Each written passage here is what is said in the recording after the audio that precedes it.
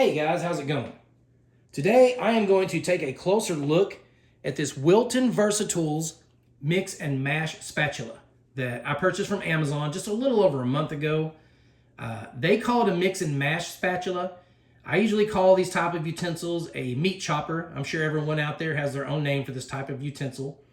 But I usually use these type of utensils for like when I'm gonna cook some hamburger meat. I'll take a package of hamburger meat, usually about 2¼ pounds, put it in a pan, and I'll use this tool to stab into it and twist it back and forth and break that hamburger meat up into smaller pieces. So it's easier to cook thoroughly and stir it around in the pan and stuff like that. I'm sure a lot of you have other uses for this type of utensil, but that's my main use for it, so that's why I call it a meat chopper. Now, we recently have been trying to get away from the Teflon coated non-stick pans. Our old Teflon pans are getting really scratched up, and we're switching over to ceramic coated non-stick pans, mainly due to the health concerns with Teflon. You know, when they get scratched up and start flaking all those Teflon particles into your food and stuff, it's not healthy for you. So we're switching over to ceramic. And at the same time, we decided to try and get away from all these, cheap nylon plastic utensils that we've had forever. The main reason is, I'm sure a lot of you still use these out there, but the main reason is we're getting new ceramic pots and pans, and these plastic utensils, nylon utensils, are kind of hard, and they can damage and scratch the coatings in your nonstick pans. So it's not good on your pans to use plastic or nylon utensils. And the second reason being, again, due to health concerns, these plastic utensils, when you use these, if you'll notice, the edges over time get roughed up, and you'll see some little flaky pieces of plastic kind of hanging off of them. I don't know if you can see. These are in pretty good shape. We threw the really bad ones out already. And as you can see, it gets roughed up. And then what happens is that stuff, as you're stirring your food and stuff, those little plastic particles will start flaking off into your food, and then you're ingesting it, and it's not real healthy for you. And also, when you're cooking with these, sometimes you'll stir some meat, and you'll lay this in the pan, you go to do something and come back. A lot of the edges on these plastic utensils get heated, and they'll actually melt. And they'll curl up and deform on the edges. Your sharp edge utensils will get rounded and curled up. And you got to realize that when that plastic is melting, it's going into your pan and into your food, and then you're ingesting it, just like the Teflon, and then you're ingesting it. And it's really not healthy for you guys. So we decided to switch over to, if possible, all silicone utensils. Now I've got a few here. For example, I've got a silicone spatula. It's entirely silicone. There are no gaps. It's all one piece, seamless. This silicone spatula, we have a silicone spoon, the same. It's all seamless, one piece. And silicone will not, it's very soft on the edges and stuff, and it will not flake. It will not scratch your pots and pans, and it will not flake off into your food. So, and they're very easy to clean too, compared to the plastic, I've found. So we decided to switch over to all silicone utensils. And that's the main reason I'm doing this video, is because, recently I've been trying to replace all of our plastic and nylon utensils with silicone utensils. And as I've looked on Amazon and Walmart and everywhere, a lot of these utensil sets, they come with all the main utensils. They come with spoons, slotted spoons, spatulas. They come with pasta forks, turners. Like this one right here, we got a silicone turner here with a wood handle. They'll come with all the main utensils. But what I've found is, when it came to this type of utensil right here, I have yet, guys, to come across one utensil set that includes this meat chopping tool. Not one. The only meat choppers I came across, 99% of them were nylon or plastic. And again, I'm trying to get away from those. So when I looked on Amazon, Walmart, Bed Bath & Beyond, pretty much anywhere you can think, I came across like 2, maybe 3 at the most options for these type of utensils right here with silicone on the bottom. So that's why I'm doing this video for you guys out there, because I'm sure a lot of you out there are switching over to silicone utensils, and you came across the same problem as me, and you're looking for this tool. There's only 2 or 3 options. So I think this information is gonna be important to a lot of you out there, because when you're going to replace this utensil, this is one of the few options you're gonna have to choose between it and something else. So I thought I'd point out a few things about it and help you all make a better decision as to whether this is the utensil you think you want to purchase versus another brand, okay? Now, the main reason I'm doing this video is I did purchase this from Amazon, and I want to point out first thing that the Amazon description of this utensil is entirely wrong. So I'm going to give you an accurate description of this versus what the Amazon description tells you. So again, it's going to help you make a better decision as to whether you want to purchase this one or one of the other 1 or 2 options that are offered out there. Now, the first thing Amazon says about this is the material that it's made out of. On Amazon, it says that this spatula, or this mix and mash spatula, is silicone material. Well, that's not entirely true. Yes, it's silicone. The blades down here, where this clear part is, it's clear silicone. This is silicone. But this handle is nylon or plastic. What this actually is a nylon spatula that has had 2 silicone halves sealed together over it. As you can see, this is one solid spoon, and they've taken 2 halves of silicone. As you can see that seam right there on both sides of it, and they've glued together these silicone halves over that spatula.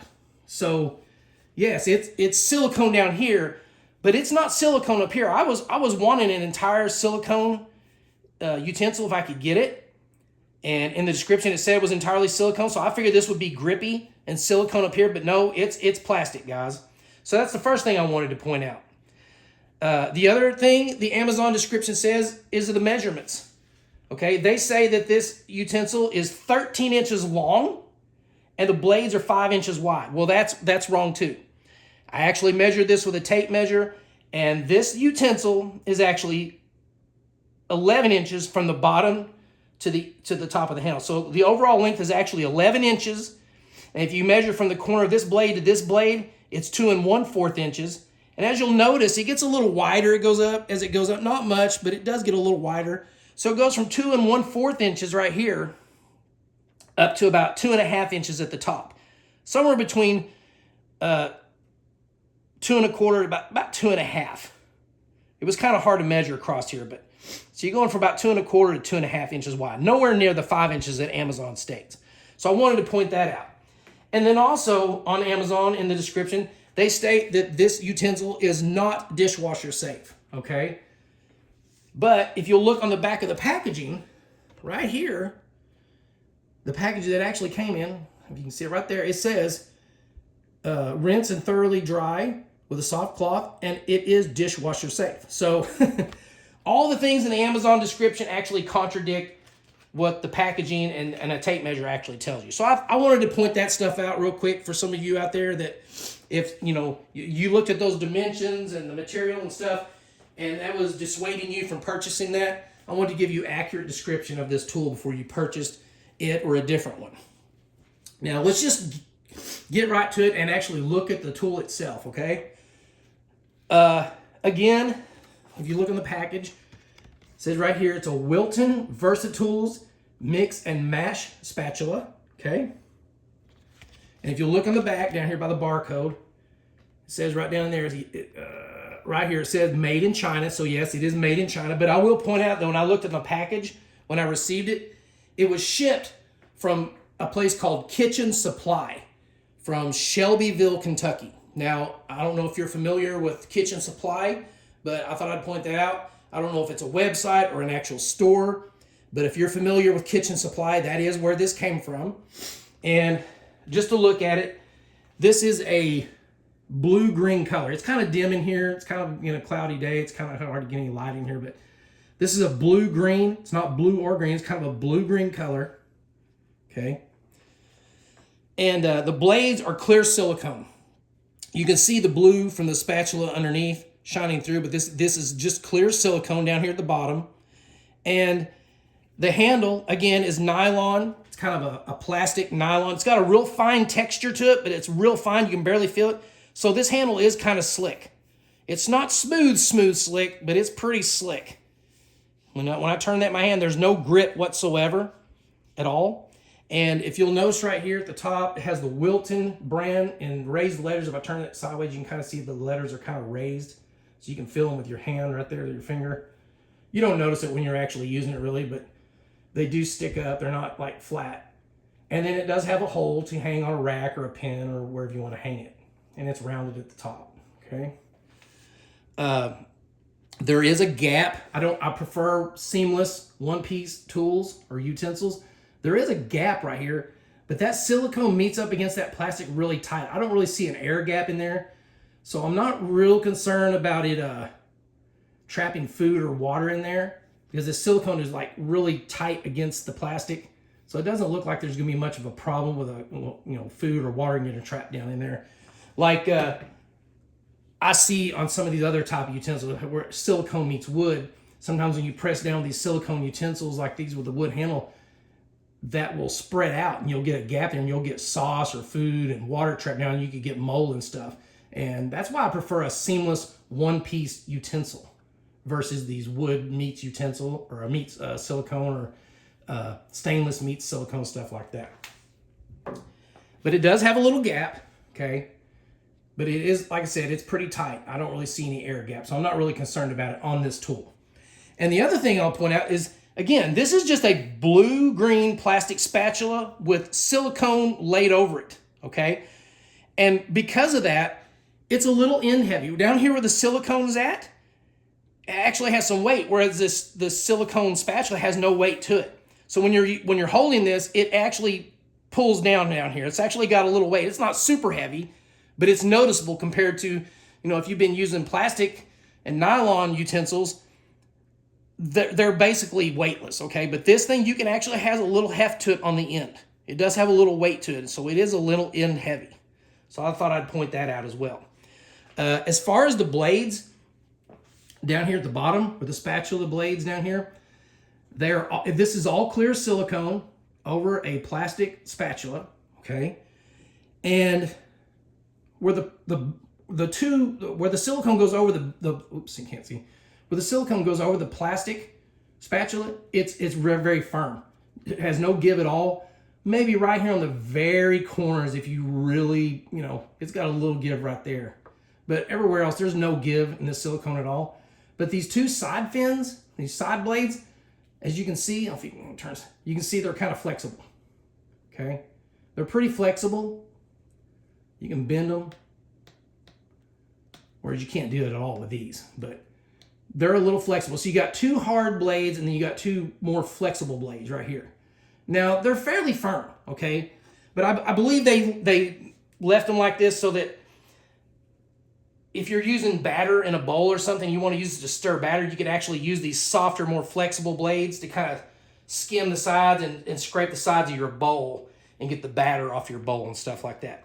But I will say that although these are a little flimsy, when I use this with the hamburger meat, I have no problem whatsoever with those blades. They do a great job breaking the meat up. This is mainly the blade that's going to break the meat up, and then these help stir it around. So it's worked really well for me. So don't let that dissuade you from getting this over, another utensil for that purpose. Now, I think that's about it as far as the tool goes, guys. Yes, I prefer an entire silicone seamless utensil, but this one, it's performed really well. We've used it with sauce and stuff, and as you can see, it's not stained at all. It rinses and cleans off really easy. Just rinses, washes right off. And it hasn't stained up at all, so it cleans up easy. It doesn't stain. I'm going to use this for a little while. I've been using it about a month. I've had no issues with it whatsoever, except for the slick handle. I wish it was silicone up here. If you're using it and holding it like this to turn, yeah, it's going to slip in your hand and stuff. But I usually just cut my hand over the end of it and put my fingers like that and just kind of rotate it like that and use my wrist to turn it.